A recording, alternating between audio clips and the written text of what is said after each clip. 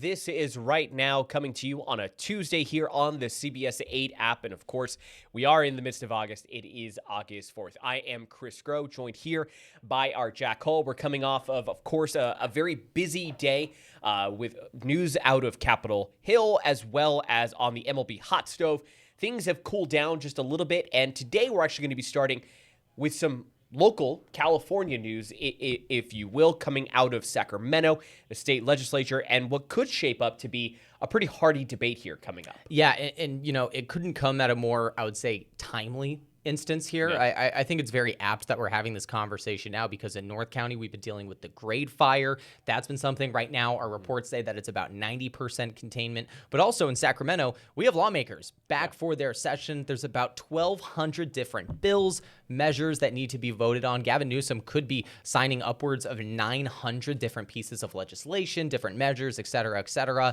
And all of these different factors kind of comes together because in Sacramento, there is a debate on potential legislation that we haven't even seen yet at this time. Of course, it is Tuesday, August 4th, just to timestamp it in case you guys are watching this later on online, where we haven't seen a bill, but there's already concerns about what this could mean for utility payers here in California. And it's going to answer the question of, in the event of our next wildfire, let's say 2027, 2028, what is going to be the split? How much of this is going to be paid by an insurance company? How much is this going to get paid by the utility companies? And more importantly, the question that we want to focus on is how much money is going to be paid by us, the taxpayer. Policyholders, taxpayers, and how much money could you be getting looking for recovery? Because that is all part of it as well, too. So let's dive in here, and we're going to go out to Sacramento, where California lawmakers returned amid questions over this type of legislation. Now, this is all being raised because fire survivor groups and consumer advocates are claiming that Governor Newsom's office is drafting bills that could shift wildfire costs from utilities to insurance policyholders. So anyone at home with either renter's insurance, homeowner's insurance, shifting that cost to you, limiting victims' compensation, as well as capping attorneys' fees. The governor's office confirms discussions are underway, but has not released the bill text, has also not said that those things are not on the table, I think is also important to point out. Meanwhile, a utility-backed campaign is advertising for changes. You might have seen these ads already. Changes, it says, would lower insurance costs, though no fire groups appear among its listed supporters. So these ads will play. It'll say who is in support of this and what again, some people are pointing out here, especially by this LA Times and Cal Matters piece, is that these groups are this group is not being supported by any of these groups that go on to represent these fire survivor groups, these advocacy groups. SDG&E is among the state's big three utility companies, joining, of course, Southern California Edison and Pacific Gas and Electric. They are going to be involved in this story. They are going to be characters to play, so to speak.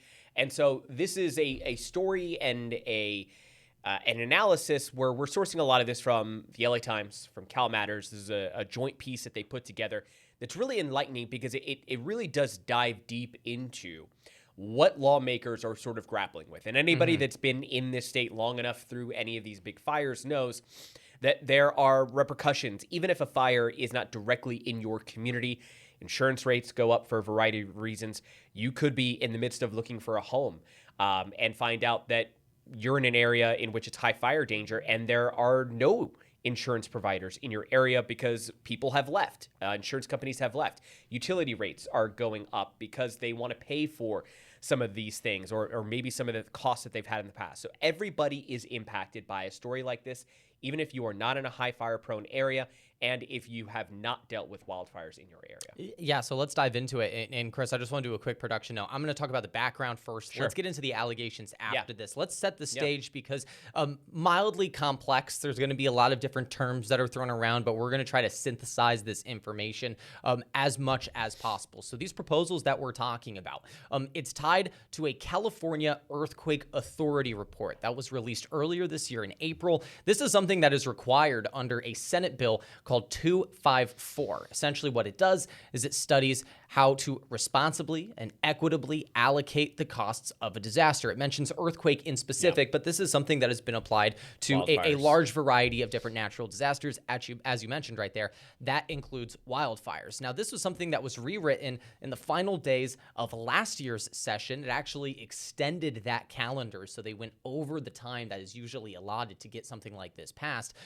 Senator Sasha Perez, she works up in the in the Palisades, represented Eaton fire survivors, said that this bill was originally aimed to reduce utility profits before it was later revised there at the last minute.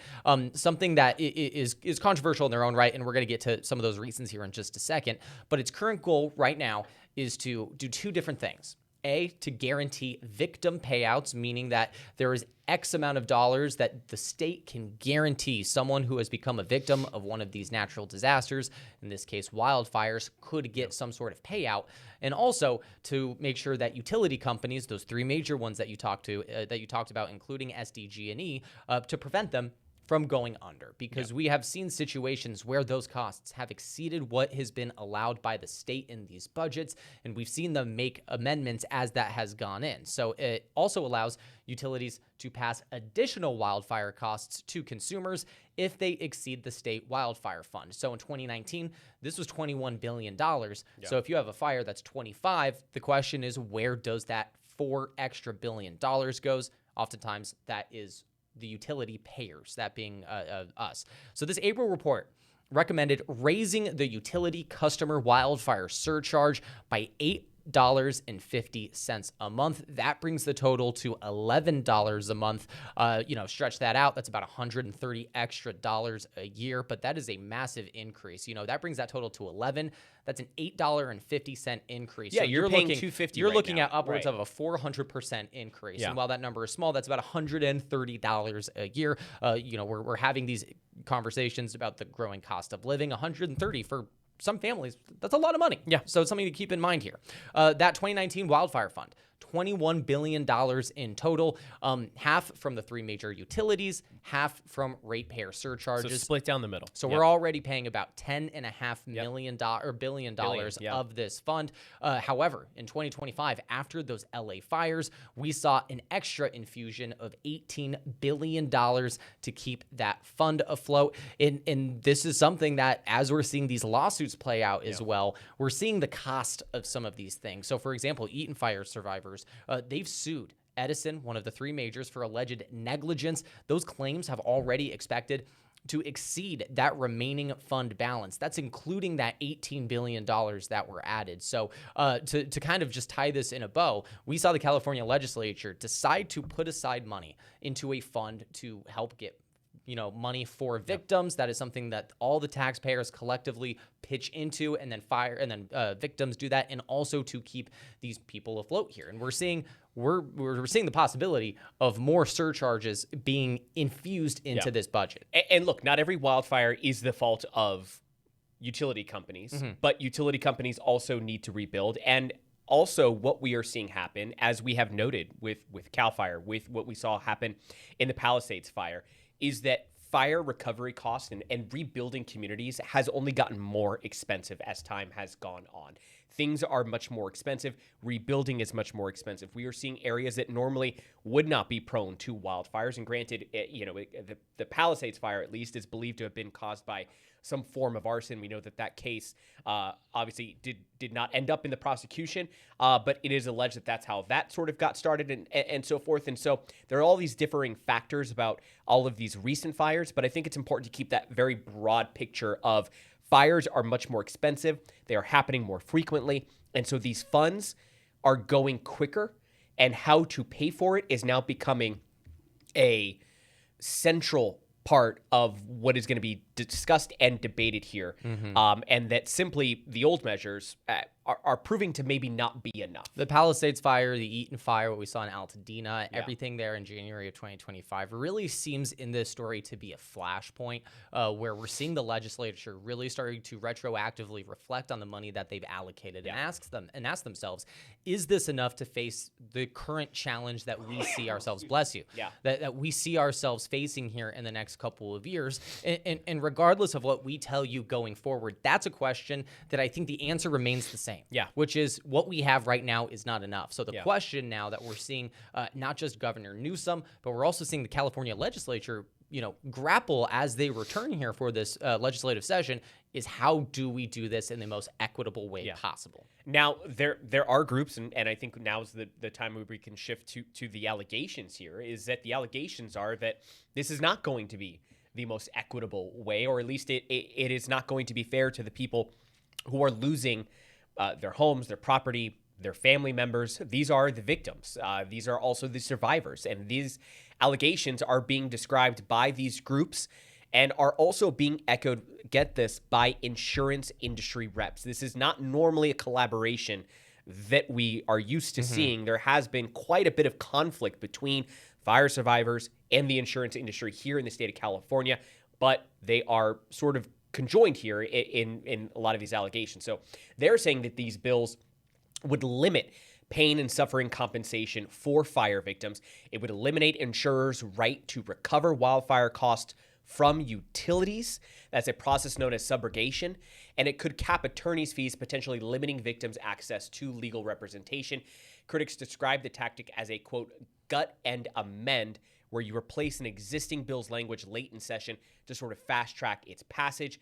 Bill text has, again, not been publicly released as of our being on air here, as well as the original sort of reporting that was done here by the LA Times and Cal Matters. So essentially, they believe that something is on the horizon here with this bill that is going to greatly shift the responsibility and or the amount that is given by all of the parties involved here that will greatly or disproportionately impact fire survivors and insurance companies. And they're alleging that they're left in the dark on this right now. And we'll see certain lawmakers here in the state who, of course, we mentioned Sasha Perez, who's up in North LA, who represents a lot of these survivors. She's one of these people that would echo the same sentiment is, are we going to be put in a situation where we have to vote on something in a snap instant before we're able to read it? Are we putting at a disadvantaged position here? And are the utility companies being put at an advantageous position? That is the contention that you are seeing right now from the survivors and from the insurance company as a whole together. So, and that's been something that the state of California has battled a reputation for the last several years, is being favorable, and not even just on the wildfire standpoint, but having a favorable agenda for the utility companies, the big three, as we outlined here, whether it be the CPUC, and some of the decisions with ratepayers and so forth, and now potentially with this as well too. And I think that what you're hearing is a lot of frustration on behalf of a lot of California residents over how it is that the state either lacks or sort of easily regulates the utility company or begins to side with them on some of these issues like we are seeing crop up here. So Jack, we'll jump into the next part of this story, which of course would be campaign funding and supporter breakdown. We mentioned that ad that's been going around that is sort of potentially previewing support of measures that we are seeing being drafted here. And we mentioned how it is sort of being supported by a number of business advocacy groups, but no fire survivor supporters. But let's talk about the wildfire the wildfire victims first. They are listing more than 200 supporting organizations, but they're mostly local chambers of commerce and business groups, not these fire victim groups. Why is that significant? Well, that's significant. The first thing is you've seen these people probably before. If you're watching our station, if you're watching any of these other local stations, you're probably seeing ads already being taken out. So if you hear things like the FAIR plan is broken, home insurance rates skyrocket, fix our wildfire problem to make California more affordable. They're urging you to contact your state representative to do that, quote. If you're seeing this, this is from an organization that is called Wildfire Victims First. You already mentioned that here. And I'm quoting this LA Times article here. And so the quote, those ads are connected to what LA fire survivors, consumer advocacy groups, and the insurance industry say is a secretive last-minute attempt by Governor Newsom to help utilities reduce how much they pay for the wildfires they cause. So, this is very charged language here. I think it's important to make sure that that is something that is underscored. And as you mentioned, it lists more than 200 supporting organizations. A lot of that, local chambers of commerce, business groups. No fire victim groups are readily available as of this moment. So it's a really interesting thing, and we'll we'll explain to you later how that has even been to the surprise of some fire victim groups at this moment. So a consumer watchdog analysis of utility disclosures for this found that 66% of non-governmental supporters, those being private interest groups that are joining this coalition here, they've received utility industry contributions, they've received grants, they've received sponsorships, totaling about $7.3 million from 2023 to 2025. So essentially what we're saying there is that there is a myriad of different organizations that fall under this umbrella. Those that are not part of the government are getting some sort of support from the utility industry in of itself. So they're trying to make that link there. So non-political groups, right? So business chambers of commerce, business groups, things like that. They're getting contributions from utility companies. Because I think that we're very accustomed to hearing, X lawmaker is receiving X amount of dollars from big oil, and this lawmaker is putting forth this pro-oil bill. This is of these non-governmental supporters. So again, you can't call it a political contribution because they're not political groups, but they are still receiving grants and or sponsorships, and that is the link, as you were saying. So in the most layman's terms, the utility companies are helping these groups, and there may or may not be a link. Obviously, with anything, it's all about intent, but the link is potentially there, that they are now throwing their support behind this ad campaign, being listed as supporters.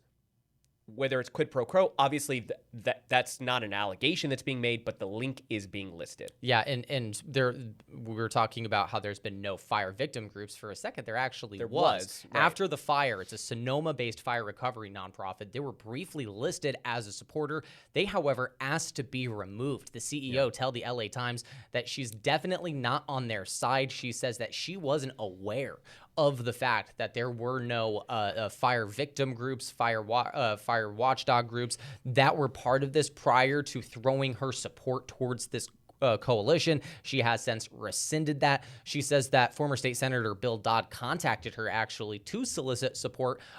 Dodd did not respond to Cal Matters. An interesting thing here. We'll tell you really quickly, just for all safety. Pacific General and Electric member from Bay Area Council spokesperson, this is Rufus Jeffries, says the group, quote, generally supports sensible policies, those including balancing business, consumer, and resident needs. And a spokesperson for this organization, Wildfire Victims First, took aim at that consumer watchdog who made those links to utility industry related donations. They called the consumer watchdog a, quote, shadow lobby firm for trial attorneys, and they did not answer questions from Cal Matters regarding why no fire survivor groups are listed supporters. So we don't have any note from them specifically. Trial attorneys is an interesting thing that we're hearing here. This is something that if you've maybe watched some of our earlier broadcast shows, we briefly touched on, is the fact that there's a lot of finger pointing around, especially when it comes to the utility payers, when it comes to the victims, of who is getting the short end of the stick. The main contention here for an organization like Wildfire Victims First is that oftentimes it's trial attorneys who are the real predatory, figures in a story like this, overcharging for fire victims who had already lost so much as a result of these fires. So it is, in a lot of ways here, a lot of finger pointing all which ways. This is the contention of Wildfire Victims First specifically. Which is the group backed by, of course, the three major utility companies here. They're essentially saying that they're kind of calling them ambulance chasers, the way that I sort of read that, as you pointed out, because yes, attorneys do come in the wake of a fire, whether looking to put together a class action suit, whether to individually look to represent wildfire survivors and so forth. And essentially what, the sort of war of words is breaking out here between these two factions that are now starting to begin to take shape and to begin to take formation here. So I thought that was a pretty revealing answer there. Now, as I pointed out here, the three major utilities that are, again, supporting wildfire victims first, they have donated more than $1.2 million to sitting legislators this session. So again, we brought up their connection to some of these, business groups and so forth, but then also to sitting legislators as well, to lawmakers. This according to CalMatters, a digital democracy database. The utilities operate through numerous affiliated entities and employ large lobbying operations across party lines. So it's not just simply PG&E, Southern California Edison. They also have some sort of subsidiaries as well, too, that are able to make these donations. Yeah. We got some sound here from Consumer Watchdog to kind of reinforce this thing that we're talking about here. So take a quick listen. This year, all three utilities are doing just fine. They're making big profits. They have big rate hikes. They got a lot of money in the bank. So they have to spend this money on lobbying to convince legislators they're in trouble, because they're not in trouble. If you're going to protect anyone, protect us, Eaton fire survivors, not the perpetrators of catastrophic fires. So really quickly, you also followed with a representative who's supporting the victims of the Eaton fire. We do know that Southern California Edison said one of its power lines may have sparked the deadly blaze. Yes. The utility has not formally accepted responsibility. It's important that we note that, even though we have seen payouts being offered to victims. So we just want to make that clear as we go in. So this is something that, as we're seeing these lawmakers return to Sacramento, we are seeing a lot of thoughts on this, starting, of course, with Sasha Perez. We mentioned Democrat, Pasadena. She represents those Eaton fire survivors. She said she would oppose caps on non-economic damages, calls these last-minute processes that could reportedly be introduced here, quote, not the way government should work.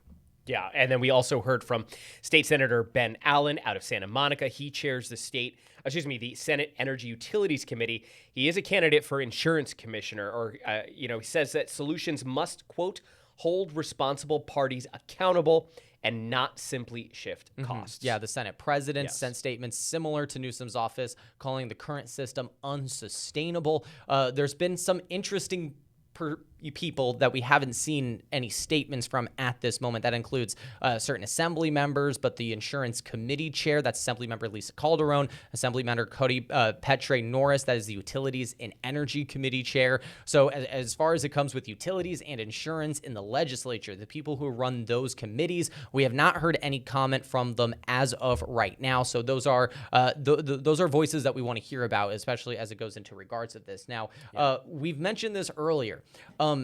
Certain situations can oftentimes make strange alliances here. For those of you who have either watched the gubernatorial primary debates yourself, or if you've watched our coverage from it, one of the main points of contention that we've seen a lot of these candidates be asked, is something that we're going to hear from Steve Hilton, something we're going to hear from Javier Becerra, is what should we do about insurance companies that are leaving the state? What is going to be the relationship between the utility payer, the insurance payer, my apologies, and the insurance company?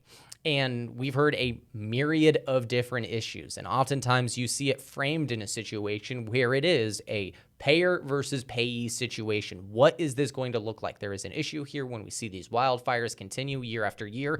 How are we going to solve it? Well, regardless of what the ideas are being thrown around in the debate, I think it's fair to say in this story, Chris, that this is this rare instance when the payer of the insurance policies and the payee of the insurance policies both agree that what could potentially happen here in the state is not the right answer. No, and it does make for an unlikely duo, if you will, because a lot of the solutions that we heard on that debate stage from the gubernatorial were pro-payee, And for those who are insurance companies, they probably sat back and said, whoa, I don't know about this, at least coming from, a mostly Democratic field. Now, we'll have to see exactly what the state does with the insurance crisis, because that is its own crisis. But we are seeing this unlikely duo form between wildfire survivors and insurance companies. And a lot of it is because of subrogation, which is that term that we used earlier, which is when insurance companies have to essentially go through all of these payouts. You have wildfire insurance. This wildfire burned down your home. You've got a check that you're expecting from State Farm. Let's just throw out an insurance company for $1.2 million. And State Farm's already paid out X amount of money. They don't have that. They can go to the utility companies to get that money, subrogation, because in cases in which the utility company, like the Eaton Fire, may in all likelihood be responsible, if that's the belief.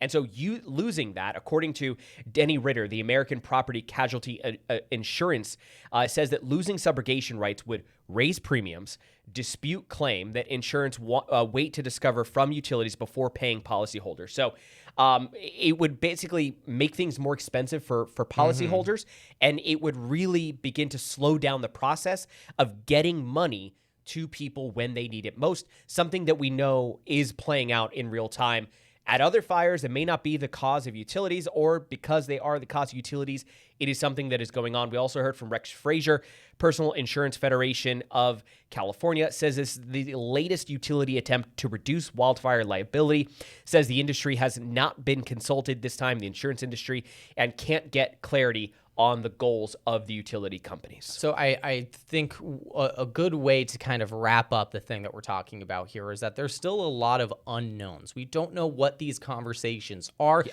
that's part of the problem, right? The reporting says here is that the utility companies are in conversation with the governor of California, Gavin Newsom, and we are seeing wildfire victims and we're seeing the insurance industry feel like they've been left in the dark because they don't know what the industry's goal is, but they suspect it is to reduce liability here. And this comes at a really interesting time because I think it's fair to say that the vast majority of people think that more money needs to go into it. So we have a split as it exists right now. It is half utility company, half utility payers, as it stands right now, taxpayers. What is this going to look like here in the future is anyone's guess. And you are seeing three different factions vying for, I also think it's important to mention here, we keep mentioning Governor Newsom. This is something that is going to be voted on by the legislature. Yes. This is not something that Governor Newsom has unilateral abilities to No, it's not going to be an impose. executive order. It could be a bill that comes from his office. And I think that's what we're looking at right now. So what we see when this is something that, if it's announced in this manner from the governor's office, that is in no way what that final product is going to look like. But as we've mentioned here, we are worried. That's what we've heard from Perez. This is what the legislature is saying, is that they are worried that they are going to get a version, either A, at the last minute, or B, from a pre-existing bill that's essentially shoehorned in, and it's going to, reduce their ability to have this debate, and it's going to speed the process into where sometimes they're, rendered effectiveless. Yeah. And that's because, and some people may be wondering, well, why just go ahead and pass it if you don't have time to read it, debate it, and so forth? Because there may be some consequences tied to not being able to pass that are more dire than the consequences of passing it. It essentially is a lose-lose situation for sometimes lawmakers to sit back and be like, well, we're not going to pass this, because I don't think that people are under the assumption that lawmakers are just simply, hitting the snooze button on bills that come through. But they do get to a point where, and that is part of, again, how the sausage is made. It is not pretty how things work on either Sacramento and DC, but that is just the timing of it. And that is sometimes with unpopular bills, especially, that is sort of how these things can get passed, because the consequence of not passing it may sometimes be more dire in the short term, maybe even in the long term, for versus not passing it. As for the timing, remember, California legislature in session here through the end of the month, and we still do not have that bill text, so we do not have the exact impact, just the allegations from the consumer watchdog and other fire survivor groups. Something we're going to keep an eye on, though, because we got a month here to see how these deliberations. We don't know how much deliberation is going to be brought here in this conversation. Nonetheless, though, it's something that we are going to keep our eye on. We haven't had our political correspondent Jenny Huck come on in a few weeks just due to scheduling, but hopefully we expect to have her here on Friday. This is a question that we'd love to get her opinion on. So hopefully this is not the last time we have a conversation on this.